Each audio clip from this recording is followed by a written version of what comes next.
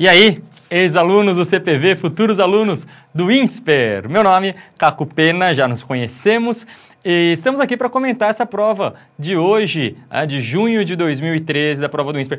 Foi uma prova já dentro do esperado, como sempre, né? O INSPER já mantendo o seu padrão, aquele padrão que a gente estudou muito durante o semestre. Algumas questões problemáticas, vamos falar sobre elas, aquilo que a gente sempre comentou, vamos esperar questões complicadas no sentido da interpretação, questões por vezes mal formuladas, mas a gente tende a lidar com a questão. Lembra que a gente sempre trabalhou isso. E assuntos da parte gramatical, principalmente, que vimos todas elas, né? Falamos bastante sobre elas, questões de objeto direto, de oração subordinada, questões estritamente gramaticais, questões de texto que a gente trabalhou muito, enfim. O aluno do CPV com certeza fez uma excelente prova, sem surpresa absolutamente nenhuma, ok? Tenho certeza que seremos os primeiros novamente na lista de aprovados, ok? Vamos começar nesse primeiro vídeo das questões de 1 a 10, então vou pedir para você me acompanhar 3 vezes. Uma questão 1 a 10, outro vídeo para as questões 11 a 20 e o outro da 21 a 30, tá bom? Entre um vídeo e outro você pode sair para tomar um café, mas volta, ok? Começando com a questão de número 1. Olha lá, se uma letra já faz tanta falta, imagina todas. Então pronto, né? Faltou a letra A e ele está me perguntando lá, enfim, mostrou esse vídeo, né? essa foto, dizendo que é importante, então, a questão da alfabetização. Imagina se o cara não conhecer nenhuma letra, o que aconteceria? Só com uma já tem esse problema. Imagina se você não conhecesse nenhuma.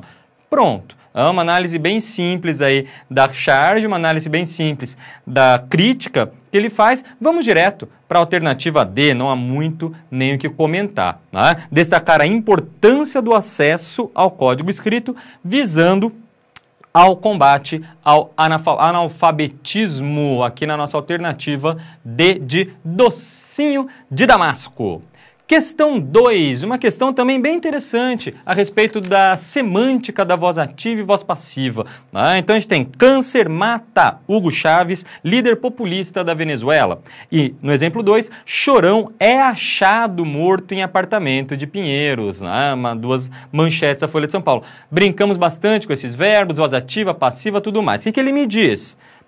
Que em a opção pela voz ativa assume caráter de deboche.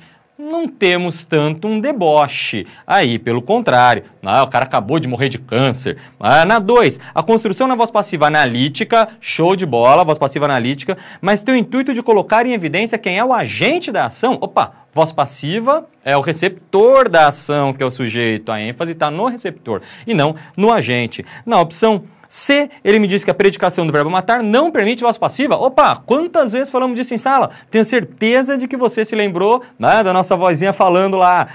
Só permitem voz passiva os verbos transitivos diretos. Lembra disso? Falamos muito isso aí em sala. Tenho certeza que você lembrou e o verbo matar permite sim a voz passiva. Agora, a omissão do agente da passiva acentua o mistério em torno da morte do cantor, do cantor,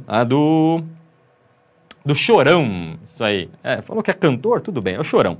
Chorão é achado morto em apartamento de Pinheiros. Opa, mas espera aí, quem o achou? Então não colocou agente da passiva, de fato, enfatizou esse mistério. E em o sujeito agente esclarece a causa da morte. Câncer mata Hugo Chávez. Quem é o sujeito? É o câncer matando, agindo sobre o Hugo Chávez. E é essa a causa da morte. Então ficamos na 2, sem problemas, alternativa D, Docinho de Damasco. Questão 3, um texto aí do diminutivo que aumenta. Caramba, quantas vezes também falamos disso, né? A questão do valor semântico do sufixo, a última vez foi sexta-feira passada. Então tá bem fresquinho na sua cabeça, tenho certeza de que você lembrou muito disso aí. Então aquela questão do valor semântico, dos sufixos, do inho, do ão, como que a gente usa, lemos vários textos, várias opiniões falando sobre isso, e o INSPER dessa vez foi longe, né? Foi lá na revista Língua Portuguesa número 1. A gente sempre cita textos da revista Língua Portuguesa, falo sempre para vocês, o INSPER gosta dessa revista, fique atento aos textos dela, mas foi lá na número 1, mas com um assunto bem cobrado, bem do cotidiano. E ele me perguntou, segundo o texto, o diminutivo com função superlativa é uma construção tipicamente brasileira, diferentemente do que ocorre em Portugal. De fato, o texto tratou disso. E a alternativa que apresenta essa construção, ou seja, uma em que eu tenha um sufixo, inho, indicando um superlativo. Ó, nada melhor do que um café quentinho no meio de uma tarde fria. Cara, um café quentinho. É um café pouco quente? Não, um café bem quentinho. Você quer um café quentinho? Então pronto, né? Um café quentinho, você tem a ideia aí de que ele é bem quente, bem no ponto aí para nossa tarde fria. Aliás, boa sugestão, hein? Pega um café quentinho aí para continuar acompanhando o nosso vídeo. Questão 3, alternativa C de Caco Pena. Sou eu. Questão 4. No último parágrafo, a língua é comparada a um armazém de secos e molhados, porque tal como nesse tipo de estabelecimento comercial, ela... Caramba, Caco, o que é um armazém de secos e molhados? Não é do nosso tempo, não é do nosso tempo, tá? Mas é do tempo do rapaz aí que escreveu o texto, tá? E armazém de secos e molhados, um lugar em que se vende de tudo, tá? Então tem tudo lá, desde ferramentas até comida, enfim, alimentos, produtos de todas as naturezas, um lugar em que se vende de tudo. Resumindo, esse é o armazém, o chamado armazém de secos e molhados. Cacô, eu não conheço o armazém de secos e molhados. Tudo bem, mas você percebe no texto que ele está usando o sufixo e os elementos linguísticos com uma variedade de opções. Né? Você pode usar o sufixo inho para indicar tamanho, para indicar desprezo, para indicar afetividade, enfim, com vários valores semânticos, aquela ampla gama de valores semânticos, né, que foi o foco de todo o nosso semestre. Então, sem problema nenhum, por mais que você nunca tenha ido a um armazém de secos e molhados, tenha certeza de que você marcou a alternativa E de elefantinho colorido. Questões de número 5 e 6, um texto. Quando a crase muda o sentido? Caramba, falando de crase, falando de valor semântico, colocando acento grave ou não, mudando o sentido. Será que foi justamente isso que a gente falou no curso? Ih, caramba, não é que foi? Tenho certeza também de que você lembrou de tudo que a gente comentou aí. Olha lá, você não teve problema nenhum nessa prova. Problema nenhum. Questão 5. Se o projeto de lei do deputado João Herman Neto tivesse sido aprovado, seria difícil evitar a ambiguidade dos enunciados abaixo, o que comprova que a crase tem também um efeito sintático. Ok, aqui que está o segredo, hein? Assinale a alternativa em que o emprego do acento grave modifica o sentido do período por transformar o agente em alvo da ação, percebeu? É o agente em alvo.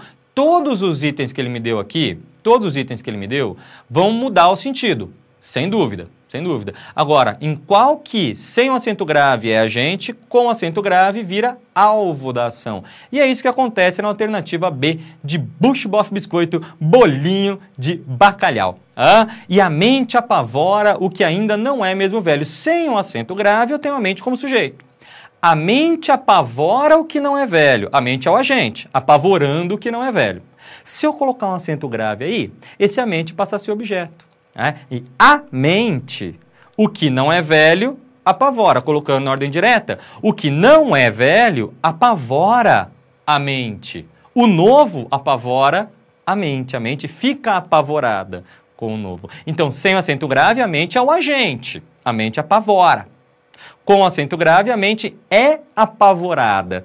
Então, a gente tem o objeto, o receptor, o alvo da ação. Nas outras todas, muda, sem dúvida, o valor semântico, mas não transformando um agente em alvo, ok? Então, ficamos com a alternativa B, bucho, bofe, biscoito, bolinho de bacalhau. E já na questão 6, também... Opa, tá aqui junto. Já na questão 6... também é uma questão semântica de vocabulário, né? O assunto é tão candente que em 2005 o deputado João Herman Neto propôs abolir esse acento.